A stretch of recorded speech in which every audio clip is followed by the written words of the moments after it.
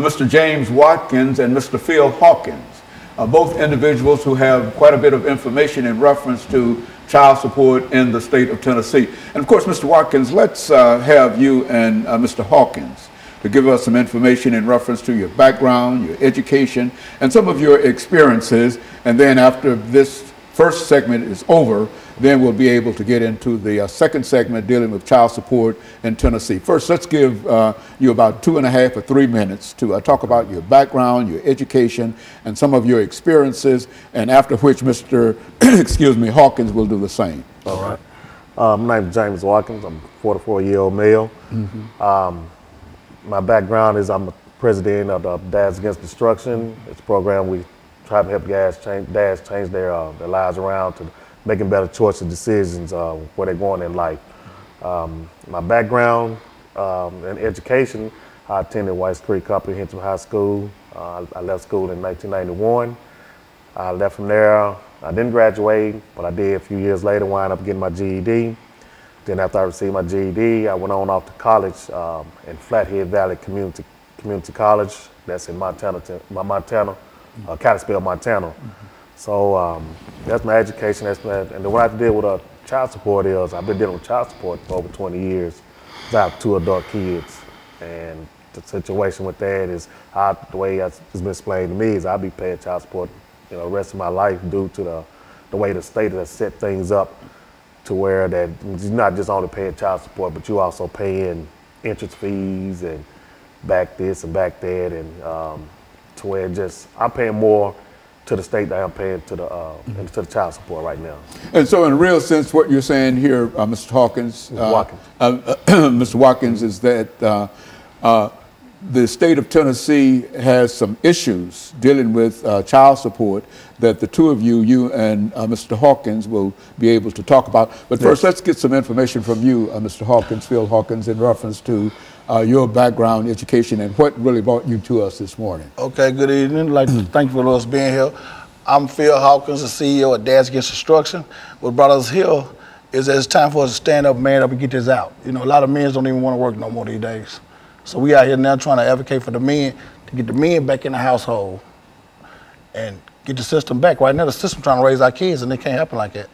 And so in a real sense, let's since you've been involved with child support in the state of Tennessee for quite a while, let's give our audience some information in reference to what we mean in reality when we say child support in Tennessee, who has to pay it and how much you have to pay it and how long you have to pay it. Let's do it from that perspective. The way it's set up, from my understanding, it's supposed to be for 18 years until your child turns 18 years old.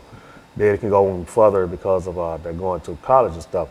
I can understand all that, but situations in life happen. Man's job might slow down at different points of the season to where he's not able to make his whole payment, or he might lose a job, or just things happen. But that doesn't stop child support from running. And as it keeps running, if you miss, it's like a credit.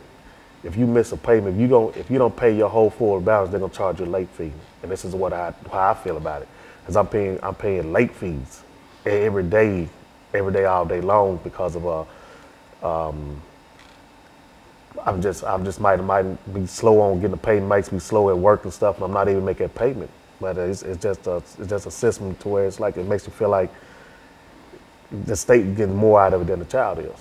And so, Mr. Hawkins, what we're saying is that when we talk about child support, we're not just talking about a simple kind of thing of buying diapers and baby food and et cetera for a certain time. But I think as Mr. Watkins has indicated, that he has been involved in it for more than 18, 20 odd years. And so, what we're going to do, Mr. Hawkins, is to take this first commercial break. We've got about a half a minute. And when we come back, we want you to talk about child support in the state of Tennessee by defining what we mean when we talk about child support and the impact that child support is having upon individuals. When we come back, you give us some statements in reference to your background, your education, and some of your experiences, and then we'll get into that part of it, and that will allow us to first get a definition Because I think a large number of folks, when they think about child support, generally think in terms of buying baby bottles and et cetera, and et cetera. But it seems that we're talking about something that lasts 14, 15, 20 years, and I think that that's a different situation. And so when we come back, I feel what we'll do is to allow you to start us off, and we'll be back with our audience following this very, very short commercial break.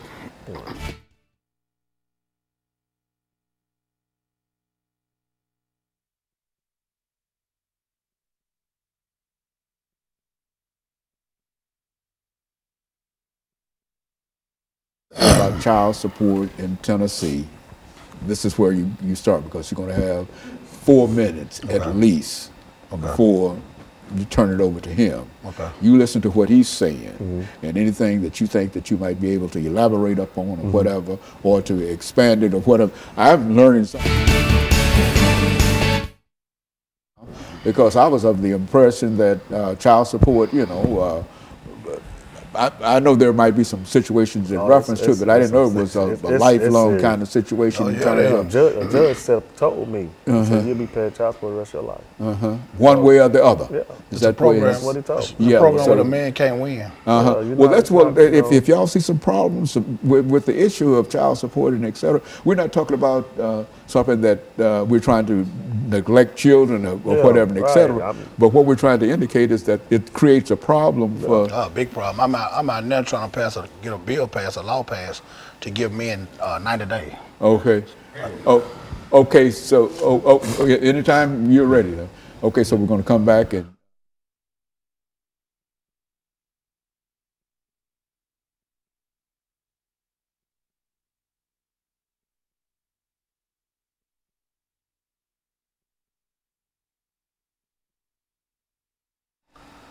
Thank you, and welcome back to the second segment of the show for today. The topic is child support in Tennessee, and we have with us to talk about child support in Tennessee, Mr. James Watkins and Mr. Phil Hawkins. And so, Mr. Hawkins, let's see if we can get some information from you, because we were unable to get it the last time, from you in reference to your background, your education, and some of your experiences that led you to us this morning, and then make some statements in reference to child support in Tennessee, and then we'll move to Mr. Watkins and allow him to sort of finish this segment for the morning. Okay. Well, I came out of Glencliff High School, like my buddy here, didn't graduate, went through the system to graduate, get GED, and just got, you know, going through life changes, ups and downs. But we also been in the child support system, like he said, 20, 30 years, but we can't win, you know, and it's time for us to take back our stand on it. We keep falling for everything. We got to stand for something. And this child support thing, it got to be, well, the average man these days don't even want to work a job. You know, they taking half his check, the child at home don't get the money, the state taking all their money, and then you left with $100, $200 to feed for 2 or 3 kids. So that's what we man know. We taking up back our lives. We're addressing the issues now. It's time for us to, you know, do what we need to do to get these fathers back home. Maybe we stop some of this gun violence, you know, because the father's not there, he can't raise his kids. But if you bring a father in, he can discipline his kids. The state can't do it by itself no more. Now, when we talk about child support, and I think a large number of members of our audience might think in terms of supporting that child for a certain amount of years and et cetera. But what's your view in terms of child support, which is to say that you are paying for your child, yes, sir, but at the same time there are some issues that you like to deal with? Yes, sir. Well, I found out just the other day, I'm advocating child support every day. I just found out the other day I was with my kid's parents, my kid's mother, 24 years. And I just found out the other day I'm $139,000 behind on child support payments. So how that system add up? I was with my kids every day of their life, all 3 of them. But I'm behind, I take care of my kids. You know, it's how the system is trying to portray us as not doing, but because we're not paying the system. But we keep paying the system, we can't we can't feed the child. We gotta have something for a man to live. And so are you still with your wife? No, sir. But you're still paying for to support your children every day. And you feel that they're taking more money out of whatever salary you have. Yes, sir. And some of that money does not go to the child. None of the money go back. But the money, for the most part, goes to the state. Yes, sir. What do you think about that, Mr. Watkins? I mean, that is true. As as you just asked me, like going towards child, it's true. I've had the mother me call me and ask me, well, when is your job going to send the money? I said, what do you mean? It's coming out of my check. Well, they send it when they want to send it. And it causes conflict within the household. I've lost a house. I lost my family. I've lost cars. I've lost jobs and everything. I've lost my freedom over child support. And, you know, it took a real big toll on me mentally and emotionally because, you know, I desire to be home with my kids. My kids are my everything. And to take me out of my home because I fell behind on a bill, you know, that's like, come on, man, you're not just taking me out of home. What do you mean when you say to take you out of your home? How does that? When you take a person out of home, when you take a person's job from them, what is that man gonna do? He's gonna wind up trying to figure out a way to go out here and get some money. Right. Because if you love your kids, you're gonna revert to anything and the means necessary to get money to feed your kids or do what you can do. So yes, I've made some choices in life to where I started going towards the street life. Because of why? Because every time I turned around, I was getting harassed. I was getting harassed by the judges to the point to where they was like, well, this is the state law. So is this state law? Then okay, if I can't make this money, you taking all the money, my kids not getting paid, my lights getting cut off, this is happening. Well, I got to hurry up and go out here and find another way to get this money because not only am I hearing from you all, but I'm also hearing it from her. You know, and when that's all that comes into play, it pushes a man outside that household to where he's looking to where, like, man, what am I gonna do? So when we sit up here and we look at these other young men out here on these streets and they trying to do different things, you know, when I talk, when the first thing come out of their mouth, man, I gotta feed my kids, man. And you know, it's like, that's where that destruction come in. So me and PHawkins, we have been through it and we have fought through many things to try to maintain a fatherly relationship with our kids and everything, which we still do. Just because they took us out the home don't mean we still ain't in our kids' lives. But we still try to you know, educate the younger men, the future and everything to, hey, we're gonna try to get some help because I know where you've been, I know where you're going and stuff. So, Phil, when you think in terms of child support in Tennessee, what would you consider to be the most destructive thing that the state of Tennessee is doing in order to either help you or prevent you from really supporting your children? I mean, the first thing they're doing, they need to let the dads or father be a father. The state cannot raise or come in a household and raise kids. And that's what they're doing. They make sure the father's not there by leading the mother wrong. Make sure the father not there. So there you go. You got a son and daughter just being raised by the system. And we already know that's going to lead to a broken cycle. So we out here now trying to bring that cycle to fix the broken cycle. You know, to get this right, bring the fathers back in the home, take care of the kids, take care of their families. It's just a man-up process. You know, we need help with it. And so if the state is paying that household child support, the father cannot be in the household. Is that what we're saying? That's right. And so which means that I think, as you were indicating, Mr. Watkins, that sort of pushes you out into the street. Yeah, you see, in order for her to receive. A man is going to try to figure out some way to not only that you push that man outside that household, but he also got to go find a house to where he got to stay now. Right. So that's another bill. That's another situation where he got to, like, okay, he got to go and try to wind up in a shelter. You're going to wind up in a hotel. You're going to wind up in a friend's house. When you bouncing around in different places, trying to live and trying to provide and stuff, it takes away your self-esteem. Downhill spiral. Yeah, and then that's what we call destruction. Yeah. So it's when you know, it does a lot of good, but then also it does a lot of harm too. Because when you take that man out of that household, then you got these young boys running around here. And then you telling me I can't discipline my child. Then you go to school, you get in trouble, you get secret indictments out on you because of you discipline your child because your child said it. Well, the man in the household doing something wrong, so let's get him out of here. No, not every man is doing something destructive to tear his child down. So there is, over the last 22 seconds we have in this segment, there is no father in a household where there is child support. Right. Okay. And the ones there, the state still want their money too. Yeah. So no way about it. That creates a real problem. And of course, what we'll do, we'll take this second commercial break, and we'll be back with our audience following this very, very short commercial break.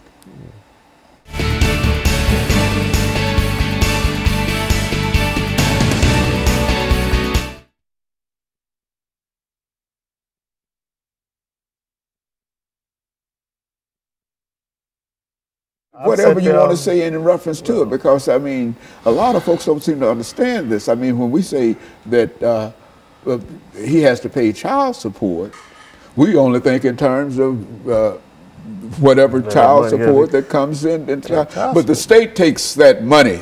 If you got a job, the state takes your money before you get your money. Yeah, child support is not just taking money from you. Child support is being in that child's life.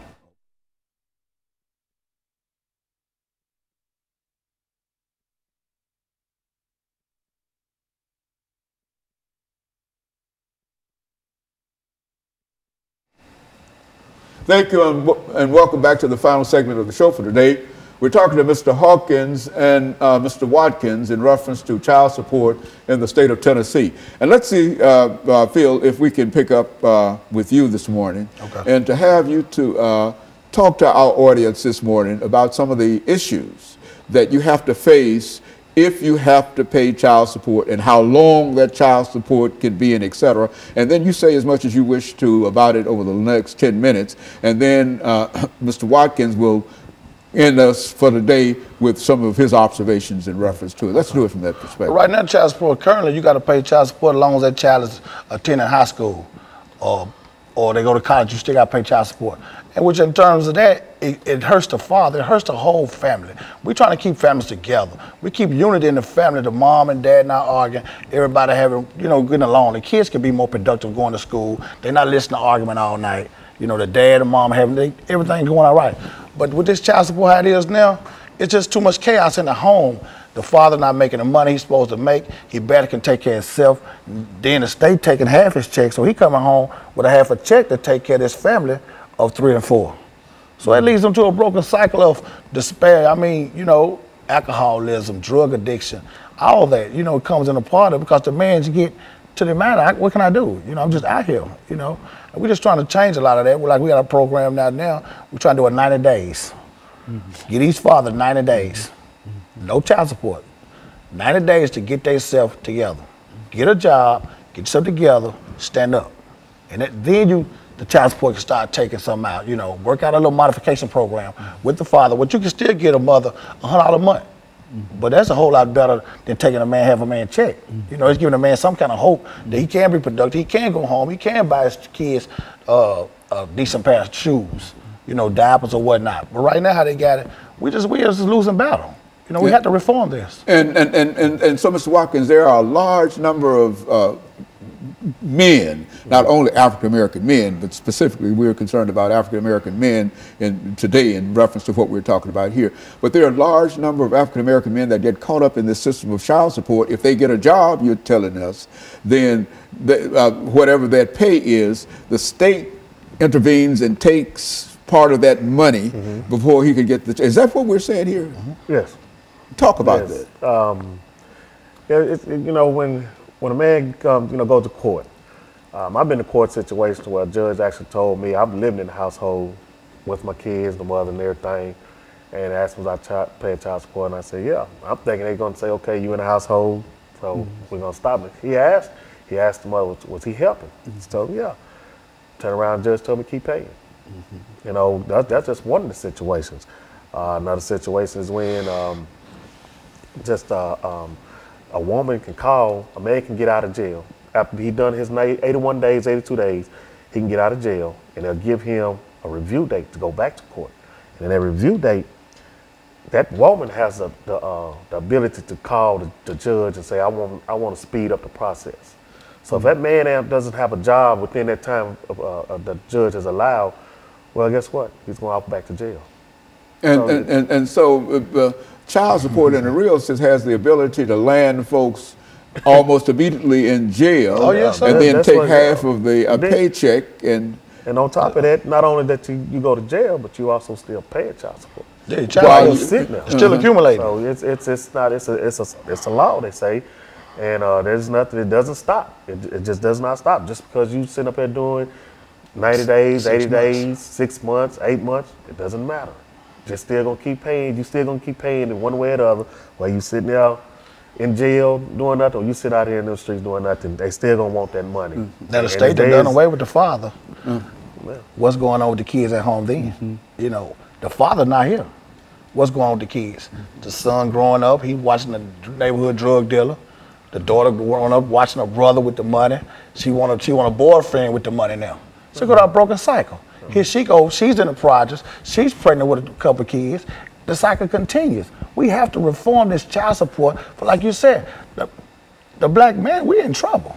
Yeah. We won't have a second generation. How things going now? We got too much going against us as it is. You know, we're trying to stand up and man up. We going out here every day, we feeding the homeless. I mean, we buy our own personal money, you know, socks, T-shirts, take to the homeless camps. We feed them hot dogs, hamburgers, you know.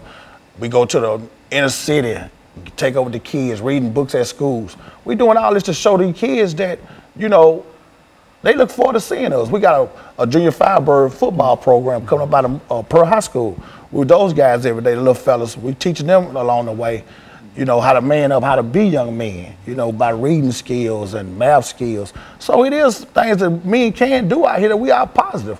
You know, instead of keep getting a bad rap for all this violence, now it's good men out here, and we just want to be known. Yeah. I mean, you know, and then another thing about it, the state does also use the child support system. They make it seem like it's benefit the woman, but they also, what is also doing is manipulating her to get that man out the house because they'll tell the woman, okay, well, if he's not, well, we're going to make him pay or we're going to send him to jail. And by the time the woman's got fed up with so much stuff, you know, her mind is going in a whirlwind and she's looking like, oh, what am I doing, what am I doing? So when the arguments start inside that household, when that fighting starts in the household, then that man is pushed out that household, and if he starts getting on his feet trying to do better, that woman gonna want a piece of it right now. And say, well, he got it, we need to go get it right now. So you gotta give a person a chance enough to say, hey, okay, you gotta let a man be a man and let him in his household and work it out. Because you keep pushing him outside that household, you just continue destroying that house. And when you do that, then that's when you're going to see a whole lot of jail system filled up. I look at this, you know, I think they building up another jail right now. Modern day slavery. Well, look here, is there any effort, and I think that you've already mentioned that there's an effort on your part to deal with the state legislature to pass a law and et cetera. What would such a law be like? And what would such a law say? There'll be a 90-day program. In this 90 days, a man can man up, get a job, get himself together, get housing, get adequate clothes to go get a proper, you know, a job, a better job if need be, where he can reach a child support level or balance out. Okay, within this process, each month he would get a mom in return $100. You know, he's trying to get himself back up, just redeem himself. You know, that's what we got to do. We have to have that 90 days before they got a bill out now that's saying when you go to the custodial parent and y'all can make an agreement to pay your child support on time for a year and they'll waive all your back pay. But these men need some immediate. You know, what if they don't have adequate shoes to go to an interview? Give them a chance to get on their feet where they can be productive citizens and then go into it. A person who might be arrested, Mr. Watkins, we're saying, for not paying child support, that he serves his time, and as soon as he's out of jail, he's been in jail for whatever that time might be, and as soon as he's out of jail, he has to immediately start paying child support. That's right. Is that what we're saying? And that's why you feel that there ought to be some kind of reform within the system. Help us out. We gotta give us a time frame. You know, 90 days. We can get out, get on our feet, get a nice decent job, get adequate clothing. You know, to be productive. You just coming out of jail, you behind. You know, everybody needs a system. Sometimes there's a lot of men who didn't choose the right path, but a lot of men who have. You have men in the household that's all working, that's all taking care of their kids, and they still is in the child support system. You know, so it's a no-win situation for us. So it's a real problem when a mother decides that she's going to have